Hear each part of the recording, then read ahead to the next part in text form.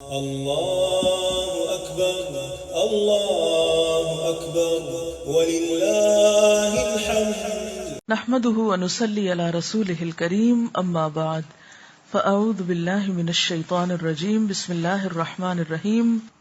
رمضان کے جانے کا غم ہے، لیکن اللہ تعالیٰ نے عید رکھ دی، اب خوش ہو.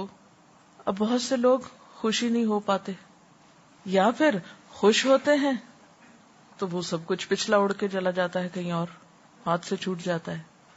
ایسے میں کیا کرنا ہے، کہاں آ کے رکنا ہے، اپنے اندر کس طرح توازن پیدا کرنا ہے کہ خوشی کے موقع پر خوش بھی ہوں اور ساتھ تقویٰ بھی پکڑے رکھیں، وہ بھی نہ چلا جائے، اور پھر خوشی میں اتنی دور تک نہ چلے جائیں کہ باقی سب کچھ بھول جائے. وَلِتُكْمِلُوا الْعِدَّةَ وَلِتُكَبِّرُوا اللَّهَ عَلَى مَا هَدَاكُمْ وَلَعَلَّكُمْ تَشْكُرُونَ. یہ ہے عید کا پیغام، یہ ہے عید کے بارے میں. دیکھیے کہ جب گنتی پوری ہو جائے نا، وَلِتُكْمِلُوا الْعِدَّةَ، گنتی پوری کرو، وَلِتُكَبِّرُوا اللَّهَ، عید کے دن صبح صبح تکبیریں پڑھو، عَلَى مَا هَدَاكُمْ، رمضان میں جو ہدایت ملی، قرآن کی نعمت ملی. یعنی ہر بشر پر کسی نہ کسی طرح کچھ نہ کچھ اس رمضان کی برکت سے اثر ضرور ہوتا ہے، کسی پہ زیادہ کسی پہ کم، لیکن ہر ایک کو کچھ نہ کچھ حصہ مل جاتا ہے. کوئی تراویح میں سن لیتا ہے، کوئی کہیں سن لیتا ہے، کوئی کسی طرح کوئی کسی طرح. تو یہ جو علامہ ہداکم ہے، یہ خصوصی طور پر اس قرآن کی نعمت کے ملنے کے ذکر پر ہے نا. اسی آیت کے شروع میں جو ہے ہدی للناس وبینات من الہدی، دوبارہ پھر ہدایت کی بات، والفرقان. یعنی ایک تو تم نے روزوں کی گنتی پوری کر لی، دوسرے تم نے قرآن سے تعلق کے ساتھ ہدایت حاصل کی یا نیکی میں آگے بڑھے. تو اب عید کے دن کیا کرو؟ اللہ کی بڑائی بیان کرو اور شکر ادا کرو، منہ بسور کے ناشکری نہ کرو. کیونکہ بہت سے لوگ عید کے دن بھی آج تو دل ہی نہیں لگ رہا، روزہ ہی نہیں ہے، کیا عید اداسی لے کر آئی ہے، ایسی باتیں کرتے ہیں. ایسی باتیں نہیں کرنی چاہیے. کتنا بڑا امتحان ہے نا، پوری روحانیت میں ڈوبے ہوئے ہوتے ہیں. اب اچھے کپڑے پہنو، اچھا کھانا پکاؤ، گھر سجاؤ، عید پڑھنے جاؤ، ملاقاتیں کرو، مہمانوں کو سرو کرو. وہ کیا ہوا، میں صبح اٹھتی تھی، کیا روٹین تھی، کیا سہانے دن تھے، سب گزر گئے، سوگ منا رہے ہیں بیٹھ کے. بہت سے ریلیجس لوگ، دیندار لوگ جب دین کا یہ نمونہ پیش کرتے ہیں تو گھر والے بھی اوفینڈ ہونے لگتے ہیں اور رشتہ دار بھی پریشان ہونے لگتے ہیں. پھر وہ کہتے ہیں توبہ ہماری ایسے دین سے جو ہم اس کے قریب آئیں. یہ تو معلوم نہیں کیا عجیب مخلوق بن گئے. اور پھر ہم خود روحانیت میں ڈوبے ہوتے ہیں تو بچوں کا حق بھی مار دیتے ہیں، ان کو بھی کپڑے نہیں بنا کے دیتے، یا ان کو بھی مہندی نہیں لگاتے. یہ نہیں کرنا. عید کو عید سمجھنا ہے. اگر آپ دیکھیں کہ اسلام میں خوشی منانے کا جو تصور ہے وہ کیا ہے، مومن کے لیے کوئی غم ایسا غم نہیں دنیا کا کہ جس میں وہ ڈوب کر باقی اللہ کے فرائض بھول جائے. کوئی خوشی ایسی خوشی نہیں کہ جس میں وہ اپنے رب کو بھول جائے، جس میں اپنی ذمہ داریوں کو بھول جائے. ہماری عید بھی رب کی رضا کے تابع ہے نا. وہ کہتا ہے اب خوش ہو جاؤ، تکبیریں پڑھو، شکر ادا کرو، کھاؤ پیو، روزہ رکھنا آج منع ہے. یعنی عید کا دن وہ دن ہے کہ جس میں روزہ رکھنا بائی آرڈر منع ہے. نہیں رکھ سکتے روزہ، ورنہ میرے خیال ہے ہم میں سے آدھے لوگ تو ضروری رکھ لیتے کہ نہیں چھوڑ سکتے، آج اتنی عادت پڑی ہوئی ہے وہ. لیکن نبی صلی اللہ علیہ وسلم کا اسوہ حسنہ اب آپ دیکھیے. باقاعدہ عید منانا کب شروع ہوئی؟ مدینہ میں، ٹھیک ہے نا. مدینہ کے حالات کیسے تھے؟ 10 سال مدنی زندگی کے کیسے گزرے آپ صلی اللہ علیہ وسلم پر؟ کوئی سال ہے جس میں جنگ نہ ہوئی ہو؟ اگر ہم یہ کہیں یا ہمارے خطیب حضرات یہ کہیں کہ دیکھو امت مسلمہ پر کیا گزر رہی ہے، فلسطین پہ کیا گزر رہی، کشمیر پہ کیا گزر رہی، اور تم عید منا رہے ہو بیٹھ کے، کیا حق پہنچتا ہے تم کو عید منانے کا؟ تو کیا جواب دیں گے؟ آپ کہیں گے ہاں واقعی کوئی حق نہیں ہم کو پہنچتا. نبی صلی اللہ علیہ وسلم نے مدینہ میں ہر سال عید سیلیبریٹ کی، حالانکہ مسلمان تکلیف دہ ترین حالات سے گزرتے تھے. اصل میں یہ جو اطاعت کا کانسیپٹ ہے نا سر تسلیم خم کر دینے کا.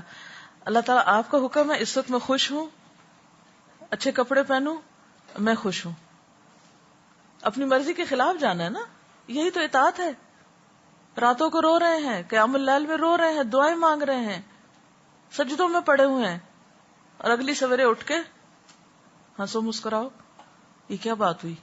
کتنا مشکل ہے. یہی تو اسلام ہے.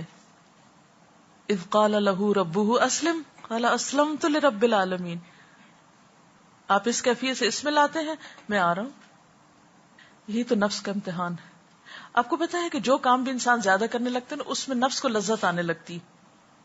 آپ کوئی بھی کام جب شروع کرتے ہیں, مثلا قرآن پڑھنا شروع کرتے ہیں, آپ کو مشکل لگتا ہے, جو پڑھنے لگتے آپ کو مزہ آنے لگتا ہے, پھر آسان ہونے لگتا ہے, پھر وہ نفس کے لیے راحت بن جاتی ہے, پھر انسان بڑا خوش ہونے لگتا ہے اس میں.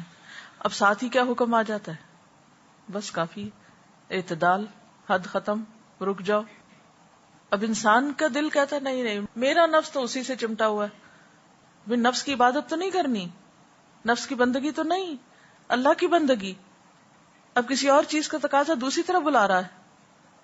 ہمارے بڑا مشکل ہے بھائی. تو اگر نبی صلی اللہ علیہ وسلم کے حالات آپ دیکھیں تو جتنی تکلیفیں آپ پر گزری ہیں کسی انسان پر نہیں گزری, لیکن کسی ایک عید کے دن کو بھی یوم سوگ ڈکلیئر نہیں کیا گیا. آپ دیکھیں جنگ خندق کے موقع پر, جبکہ اتنا خوف تھا مدینہ میں کہ لوگوں کو رفع حاجت کے لیے باہر جانے میں مشکل ہو رہی تھی. غزوہ احزاب کہ ہنالک ابتلی المؤمنون وزلزلوا زلزالا شدیدا اذ بلغت القلوب الحناجر وتظنون باللہ الظنونا. سخت ترین آزمائش تھی اس موقع پر, اور سب اہل مدینہ کی. یعنی باقی جنگوں میں تو جو جاتے تھے میدان جنگ میں ان کی آزمائش تھی نا, تو غزوہ احزاب میں تو مرد, عورتیں, بچے, بوڑھے, جوان, جو کوئی مدینہ کے اندر تھا, سب پر شدید امتحان تھا. کیونکہ سب ان فوجوں کی زد میں تھے نا, کسی وقت کوئی تیر اندازی شروع کر دے. وہ تو اللہ کا ایک خاص کرم ہوا کہ جنگ نہیں ہوئی, ورنہ سخت ترین موقع تھا مدینہ پر اس وقت.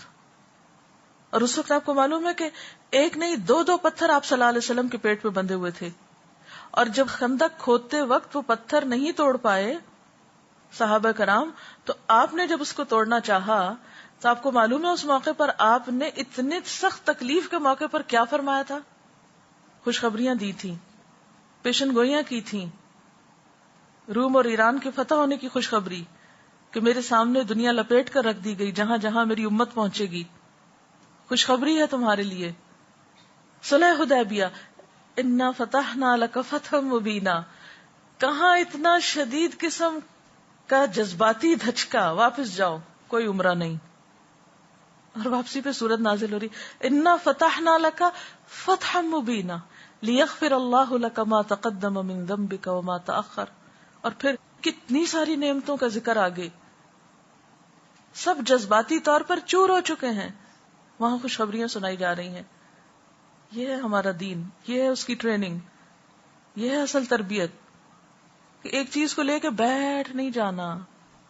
آپ دیکھیں کہ آپ صلی اللہ علیہ وسلم سے بڑھ کر قیام اللیل کسی کا ہوتا تھا؟ آپ سے طویل نماز کسی کی ہوتی تھی؟ آپ سے زیادہ طویل سجدے کسی کے ہوتے تھے؟ طویل رکوع کسی کے ہوتے تھے؟ نہیں. اور آپ کا اپنی ازواج مطہرات کے ساتھ کیا تعلق تھا؟ کیا کسی ایک کا حق بھی کبھی مارا تھا آپ نے؟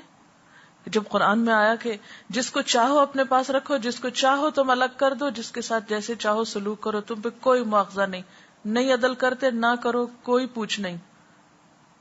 لیکن اس کے باوجود آپ کا معاملہ کیا تھا اپنی ازواج کے ساتھ؟ آپ گھر میں کیسے ہوتے تھے؟ حضرت عائشہ کیا بیان فرماتی ہیں, آپ گھر میں ہوتے تھے, اب بالکل ایک عام انسان کی طرح گھر کے اندر ہنسی مذاق کر رہے ہوتے تھے, گھر کے کام کاج میں حصہ لے رہے ہوتے تھے, اور ادھر اذان ہوئی, ادھر آپ اجنبی ہو گئے. کتنا مشکل ہے کہ عین دنیا کے اندر ہوتے ہوئے اللہ تعالیٰ نے بلایا تو چل دیے. سوئچ اوور ہونے میں کتنی دیر لگی, ایک سے دوسری کیفیت میں جانے کو کتنی دیر لگی. یہ ہوتا ہے مومن. جمعہ کی نماز, جمعہ کی اذان آئے, سب چھوڑ دو, فسعوا الی ذکر اللہ وذروا البیع, آگے مسجد, فَإِذَا قُضِيَتِ الصَّلَاةُ، خطبہ سنا، بڑا روحانی تسکین ہوئی، سب ہوا. اب کیا ہے؟ فَإِذَا قُضِيَتِ الصَّلَاةُ فَانتَشِرُوا فِي الْأَرْضِ، جاؤ کاروبار کرو، پورے دن کی چھٹی کوئی نہیں، جاؤ کماؤ، اپنے کام کرو. یہ ہے ہمارا دین. تو جب تک ہم اعتدال نہیں سیکھیں گے کس کس چیز میں، جسم کے تقاضے، روح کے تقاضے، عقل کے تقاضے، جذبات کے تقاضے، ان چار چیزوں میں جب تک اعتدال نہیں ہوگا، نہ یہ زندگی کامیاب ہو سکتی ہے اور نہ اگلی. کامیاب ہونا ہے تو ان چار چیزوں کے تقاضوں میں بیلنس قائم کرنا ہے. پہلی چیز ہے جسم کے تقاضے.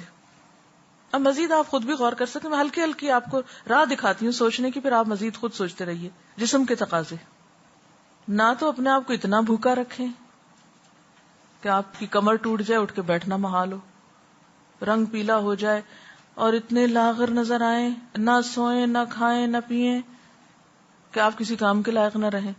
یہ نہیں ہمارا دین سکھاتا ہمیں. اتنا کھاؤ، اتنا آرام کرو کہ جس سے تم ایک طاقتور انسان ہو کر کام کر سکو. اسی طرح عقل کے تقاضے یا عقل کی ضروریات، عقل کی ڈیمانڈ، کہ انسان اپنی عقل کو، انٹلیکٹ کو مسلسل جلا بخشے. جسم کی طاقت کے لیے انسان کھاتا پیتا ہے، عقل کی ترقی، اس کے لیے کیا کرو؟ علم کا حصول، ریڈنگ، علمی مجالس میں بیٹھنا، علماء کے پاس بیٹھنا، یہ عقل کو جلا بخشتا ہے. اب دیکھیں انسان کی جذبات کی تسکین کہاں کہاں سے ہوتی ہے، جس میں خون کے رشتے بھی ہیں، جس میں دوست بھی ہیں، جس میں یعنی بہت سی چیزیں انسان کے جذبات کو سیٹسفائی کرنے کے لیے ہوتی ہیں نا. لیکن ان سب کے اندر پھر ایک اعتدال. اب روح رہ گئی، رات ہو گئی، سو لیے، پھر اٹھ جائیں پچھلے پیر، کھڑے ہوں اللہ کے حضور، پڑھیں کم از کم 2 رکعتیں، لمبی رکعت پڑھیں، لمبا قیام کریں، جتنا زیادہ لمبا ہو سکے، اور اگر ہو سکے تو جتنا لمبا قیام کیا اس سے نصف رکوع کریں، طویل رکوع کریں، اتنا ہی سجدہ کریں، پھر اتنا ہی سجدہ کریں. پھر آپ دیکھیں کیسی روحانیت نصیب ہوتی ہے آپ کو. پھر اٹھیں، کھائیں پیئیں، پھر عقل کے تقاضے پورے کریں، پھر جذبات کے کریں، پھر روح کے کریں. یہ ٹائم ٹیبل ہونا چاہیے آپ کا. اور اگر کسی ایک چیز کو بھی اگنور کریں گے تو آپ کی شخصیت امبیلنس ہو جائے گی، غیر معتدل ہو جائے گی، جس سے آپ ایک کامیاب انسان نہیں کہلا سکتے. اور مومن کے لیے اس میں سے ہر تقاضے کو پورا کرنے کا اجر ہے. آپ کا کھانا پینا بھی عبادت ہے، آپ کا علم حاصل کرنا بھی عبادت ہے، آپ کا خدمت خلق کرنا بھی عبادت ہے، آپ کا اپنے رشتہ داروں کے حقوق نبھانا بھی عبادت ہے، آپ کا پھر اللہ کے حضور گڑ گڑانا بھی عبادت ہے. یہ سب کچھ عبادت ہے. اسی کا نام جد و جہد ہے. اسی توازن کو پکڑتے رہنے کا نام جد و جہد ہے. یہی جہاد ہے اصل. نبی صلی اللہ علیہ وسلم کی شخصیت کیوں جامع، کیوں نمبر 1 ہے؟ اسی وجہ سے ہے. یہ سارے پہلو ہیں نا آپ کے اندر. یہی تو آپ کا اسوہ حسنہ ہے، یہی تو ایک خوبصورت پہلو ہے. اور اس سے ہٹیں گے تو دین بدنما کر دیں گے. یہ الگ بات ہے کہ کبھی ایک پہلو غالب آنے لگتا ہے، کبھی دوسرا، کبھی تیسرا. بعض اوقات مختلف چیزوں کے مختلف تقاضے ہوتے ہیں، کچھ حالات ہوتے ہیں، لیکن آپ نے انتہائی پریشانی کے موقع پر بھی میکسیمم اعتدال قائم رکھا ہے.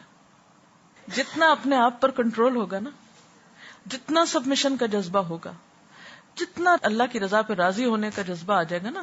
اللہ کی رضا ہے اس میں کہ شوہر کی اطاعت کرو، میں راضی ہوں، مجھے اپنے نفس کی تو نہیں کرنی. کیونکہ ہم تو موڈ کے غلام ہوتے ہیں نا. ہم نماز بھی اچھی اس وقت پڑھیں گے جب ہمارا موڈ اچھا ہوگا نا. ہم کتاب کو اس وقت پڑھیں گے، ریڈنگ کب کرتے ہیں جب ہمارا موڈ ہو کچھ پڑھنے کا، اس کے علاوہ نہیں. کسی سے ملے ملائیں گے کب؟ جب ہمارا موڈ ہوگا. ابھی دل نہیں چاہ رہا، نہیں. موڈ کی غلامی نہیں. معبود تو ایک ہی اللہ ہے وہ، اور اسی نے یہ ساری حیثیتیں ہماری رکھی. اور یہ تقوی ہی پیدا کرتا ہے. تقوی اس میں بیلنس کر دے گا نا.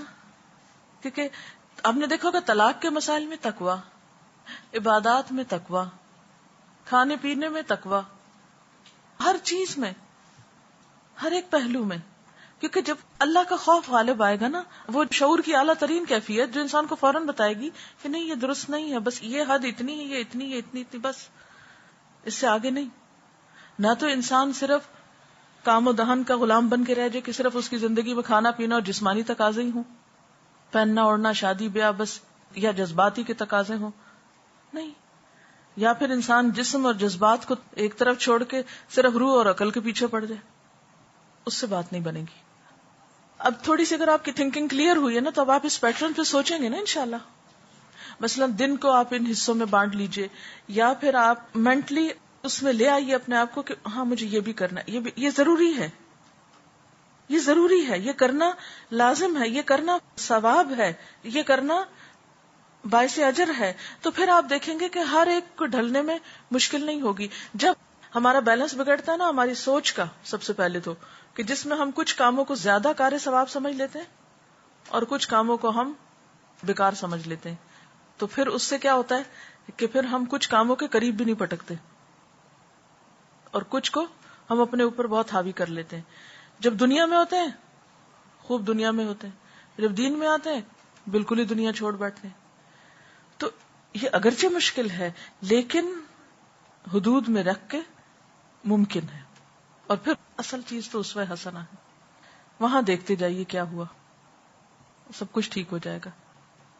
اوکے، سبحانک اللہم و بحمدک، اشہد ان لا الہ الا انت، استغفرک و اتوب الیک. والسلام علیکم و رحمۃ اللہ وبرکاتہ.